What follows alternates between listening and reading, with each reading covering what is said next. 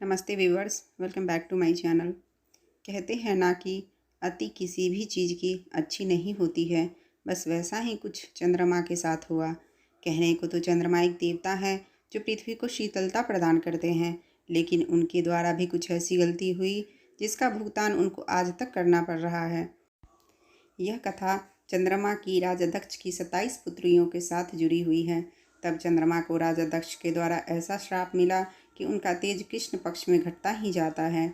आज हम आपको चंद्रमा व रोहिणी की कहानी के बारे में विस्तार से बताएंगे। चंद्रमा व राजा दक्ष की 27 पुत्रियाँ। राजा दक्ष वही हैं जिनकी एक पुत्री का नाम सती था। सती को महादेव की पत्नी होने का गौरव प्राप्त हुआ था, लेकिन अपने पिता के द्वारा शिव का अपमान करने पर उन्होंने आत्मदाह कर लिया था। उन्हीं राजा दक्ष की 27 पुत्रियों का विवाह चंद्रमा के साथ हुआ था। एक दिन चंद्रदेव यूं ही विचरण करने के लिए निकले थे, तब उनकी नज़र राजा दक्ष की बड़ी पुत्री रोहिणी पर पड़ी। उनको देखते ही चंद्रमा का मन रोहिणी पर आसक्त हो गया। दूसरी ओर चंद्रमा के तेज व सुंदरता को देखकर वहाँ खड़ी राजा दक्ष की 27 पुत्रियों का मन भी उन पर आ गया था। चंद्रदेव विवाह का प्रस्ताव लेकर पहुँचे राजा दक्ष के पास। जब चंद्रदेव को भी इस बात का ज्ञान हुआ कि रोहिणी व उसकी अन्य बहनें भी उनसे प्रेम में आसक्त हैं, तो वे बिना देरी किए राजा दक्ष के पास गए और उनकी 27 पुत्रियों से विवाह का प्रस्ताव उनके सामने रख दिया। राजा दक्ष यह देखकर आश्चर्यचकित रह गए, लेकिन जब उन्हें अपनी पुत्रियों की इच्छा का भी पता चला तो उन्होंने उन्हें बहुत समझाया। दक्ष के समझाने के बाद भी जब उनकी पुत्रियों ने चंद्रमा से ही विवाह करवाने को कहा तो दक्ष ने भी हामी भर दी। इसके बाद चंद्रदेव का राजा दक्ष की 27 पुत्रियों के साथ विवाह करवा दिया गया। चंद्रदेव राजा दक्ष की 27 पुत्रियों में से सबसे बड़ी पुत्री रोहिणी से ही सबसे ज़्यादा प्रेम किया करते थे। इसी कारण वे अपना ज़्यादातर समय उसी के साथ बिताया करते थे और हर कार्य में उनको ही महत्ता दिया करते थे। चंद्रदेव के द्वारा रोहिणी को दिए जा रहे विशेष स्नेह से उनकी बाकी पत्नियां अपने आप को उपेक्षित महसूस करने लगी। धीरे धीरे यही उपेक्षा बढ़ती चली गई और रोहिणी की बाकी सभी बहनों को उससे ईर्ष्या होने लगी। चंद्रमा के द्वारा उनके साथ किया जा रहा यह व्यवहार उन्हें सहन नहीं हुआ और वे सभी पुनः अपने पिता राजा दक्ष के पास चली गईं। राजा दक्ष से की गई चंद्रमा की शिकायत। राजा दक्ष अपनी सभी पुत्रियों को इस प्रकार अचानक आगमन से चौंक गए और उनसे इसका कारण पूछा। तब सभी ने अपने पिता के सामने पूरी बात बेझिझक बता दी और इसका समाधान निकालने को कहा।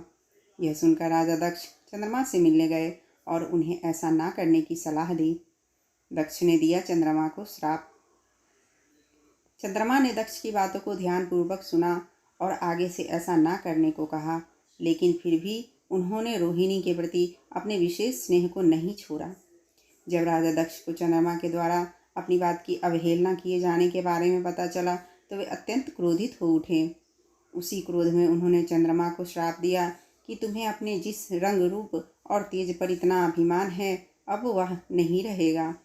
राजा दक्ष के द्वारा चंद्रमा को क्षय रोग से पीड़ित होने का श्राप मिला, जिस कारण चंद्रमा का तेज हमेशा के लिए चला गया। अब चंद्रदेव के पास ना तो सुंदरता बची थी और ना ही पहले जैसा तेज। सभी देवता गए भगवान ब्रह्मा के पास। जब बाकी देवी देवताओं को राजा दक्ष के द्वारा चंद्रदेव को दिए गए श्राप का ज्ञान हुआ तो उन्हें चिंता होने लगी।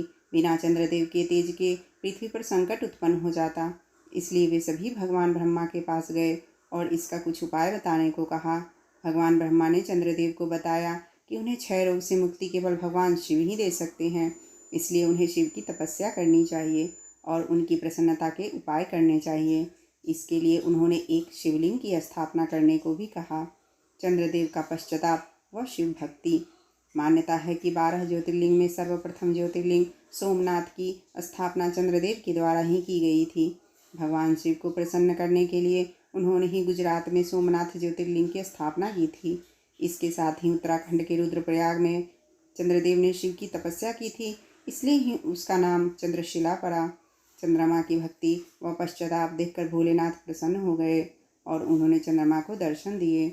उन्होंने चंद्रमा से कहा कि चूंकि वे राजा दक्ष के द्वारा दिए गए श्राप को पूर्णतया विफल तो नहीं कर सकते, लेकिन वे इसके प्रभाव को अवश्य ही कम कर सकते हैं। इसलिए उन्होंने चंद्रमा के तेज को 15 दिन घटने और 15 दिन बढ़ने का आशीर्वाद दिया और क्षय रोग के प्रभाव से मुक्ति दिलाई। इसी कारण आज तक कृष्ण पक्ष में चंद्रमा का तेज लगातार 15 दिनों तक घटता जाता है और अमावस्या को यह तेज पूर्णतः समाप्त हो जाता है और फिर शुक्ल पक्ष में यह तेज 15 दिनों तक बढ़ता जाता है और पूर्णिमा के दिन अपने शिखर पर होता है। इसके साथ ही भगवान शिव ने चंद्रमा को अपनी जटाओं में धारण कर उनके मान सम्मान में वृद्धि की। उसके बाद से ही भगवान शिव हमेशा अपनी जटाओं में माँ गंगा के साथ साथ चंद्रदेव को भी धारण किए रहते हैं। अगर आपको मेरा ये वीडियो पसंद आए तो वीडियो को लाइक शेयर कर दें और चैनल पर नए आए हो तो प्लीज़ चैनल को सब्सक्राइब कर दें।